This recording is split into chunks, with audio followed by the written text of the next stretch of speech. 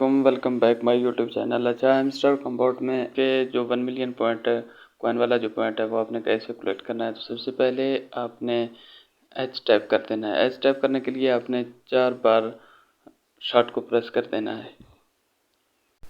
उसके बाद ए के लिए आपने एक शॉट और एक लॉन्ग प्रेस कर देना है। नेक्स्ट आपने 2 लॉन्ग प्रेस कर देना है। उसके बाद आपने 3 बार शॉट प्रेस कर देना है। उसके बाद आपने एक लॉन्ग प्रेस कर देना है और ई के लिए आपने सिर्फ एक शॉर्ट प्रेस कर देना है और लास्ट के लिए आपने एक शॉर्ट प्रेस कर देना है, एक लॉन्ग और एक शॉर्ट प्रेस कर देना है। तो उसके बाद आप देख सकते हैं कि अभी हमें 1 मिलियन कॉइन रिसीव हो चुके हैं। तो इस तरह के अपडेट्स के लिए चैनल को फॉलो कीजिएगा। मिलते हैं नेक्स्ट वीडियो में, तब तक के लिए अल्लाह हाफ़िज़।